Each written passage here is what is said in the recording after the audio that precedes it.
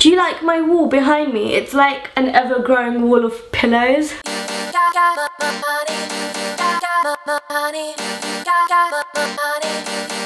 We have a favourite blusher highlighter brush video for you today. I've already done a top 5 foundation brush post, so I will link that down below so you can go and read that, because I'm not really going to talk about foundation brushes, but I will be talking you through some of my most used blusher brushes. Also, during the video I'm going to sound a little bit bunged up because I've had a cold during half term. Typical, I had so many things planned and then I just had to go and get ill. I don't think I have a lot of brushes. When I look on Instagram and I see all the other people that have loads and loads of brushes, I actually feel quite good about myself because I don't think I have that many. With that being said, when the time comes to wash them, I feel like I have loads. I'm going to talk you through all the blusher brushes first and then move on to highlighting. There's not really that many I have for highlighting. Just a disclaimer, I like to spend my money on good tools. I don't think you need to have really expensive brushes. That's just where I like to invest my money in. So the first brush that I want to talk about, which is probably my most used and my most favourite and probably the most cheapest as well, it's the Sigma F40 angle brush, and I bloody love this brush. It's soft, but it's so soft that it still picks up good amount of colour, and because of the angle I find that it's so easy to just create a nice blush contour. I sort of just use this for everything. It does say large angled contour brush, but I do use it for blush over here and I do use it for contour as well. I really love this. I got this off of a website, I can't remember what one, but I will try and find it and link it below. The next blusher brush that I really love is the Bobbi Brown Blush brush. I love this because of the tapered edge, and it's so fluffy but it picks up the right amount of pigment, and it's just so nice to just place it on. I do feel like if I'm using a super pigmented blusher, I can't really use this because it is quite large. If I'm using a light blusher, then this is perfect because I can just sweep it on and buff it out. Because of the size of the brush head and the size of my face, it is quite large in comparison, so if I apply a blusher I'll end up getting a big wad over here. So I have to be really careful if I am using a super pigmented one, but if I'm using something which is quite light, then this just works really well, and I do really enjoy using this. Again, because my blushes on a day-to-day basis aren't that pigmented, there's sort of a quick wash of colour, this does work really well. I'm a big fan of cream blushes. My favourite formula of cream blushes are probably the Max Factor Little Pots and the Chanel ones. They're the two that I use the most, and for those I use a stippling brush. Now the one that I use is a Japonesque one. I also use this for foundation, so I've got two. I've got one for foundation and one for blush, and I really like it because of the top of the head. I feel like once I dab it into cream blusher and then I pat it on, I can easily just blend it out with my fingers. I really love this, and it picks up the right amount of cream blush. On my skin I find that cream blush stays ages, it just doesn't budge, and it just gives me a nice dewy look. I think I brought this Japonesque brush off of the John Lewis website, so I'll try and find a link for it.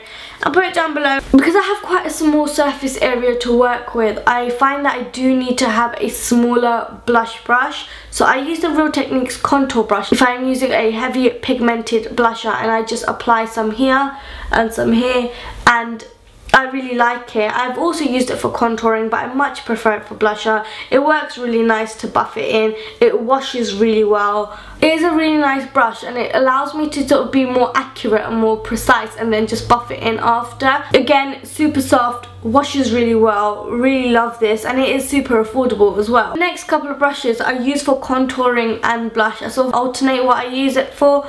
This is the Nars one. I can't pronounce this for the life of me, so I'll leave it over here. I just love the handle. It's so dainty and delicate. It's all handmade, and there's just something really precious about this brush, and I really love it. It's obviously not on the cheap side. It is quite pricey, I think around the £40 mark, but it's quite nice. But the thing about this brush, it doesn't feel as soft as probably my Bobbi Brown one. The Bobbi Brown one feels a lot softer.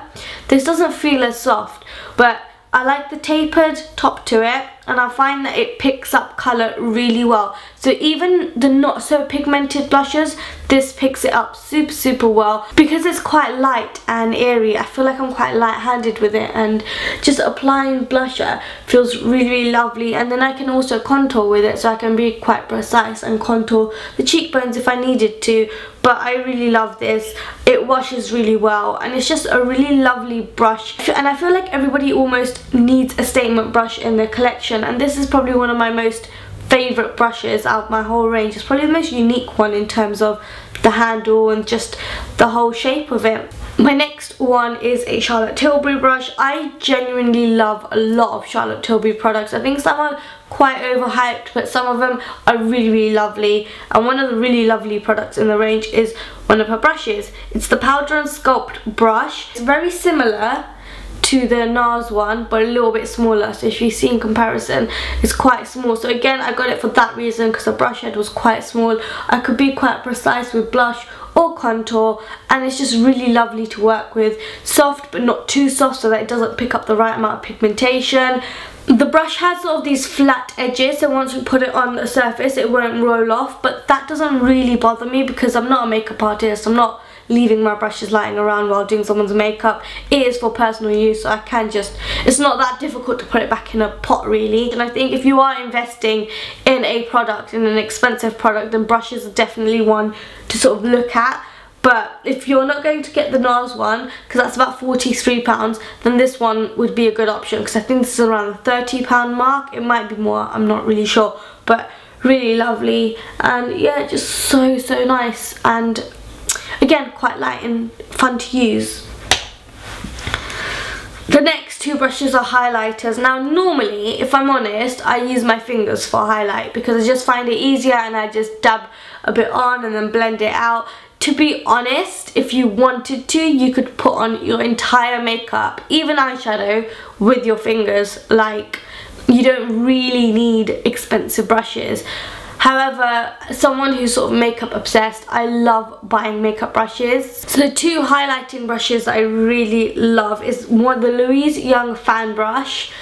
Oh my god, this just feels so luxurious. Oh, but it's just so nice, like one sweep and sweep. I don't even know if that's the correct motion, but I just sweep it across here, sweep it across there, and it just feels so good, and it applies the right amount of highlight, doesn't over highlight. I've probably taken my highlighter off now because I've been rubbing this on my face, but really enjoyed using this, and I think it's one of my favorite highlighting brushes. It washes extremely well. I've washed it a lot and it hasn't lost its fluffiness. It's still as fluffy, still as soft, and yeah, just super lovely. It seems like I have a pattern. I have a big brush and then I have a smaller brush in the same style, and this is my second favorite. It's a Smashbox Fan Brush.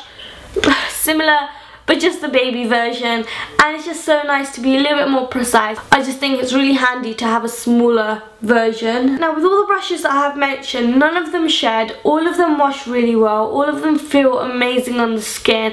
They're all different price points and they'll all be linked down below. Of all my brushes that I've talked about, if I had to pick three of my most favourite, three that if I had to get rid of all my collection, which would I keep, it would be these three. So I'd use the Sigma one for a blusher, the Nars one for contour, and then obviously the Louise Young for highlight. I just think they're a nice collection, they're a nice array of prices as well, so there's something here for everyone, and I really love these. I just like waving this one around. And that's all my favourite brushes for today.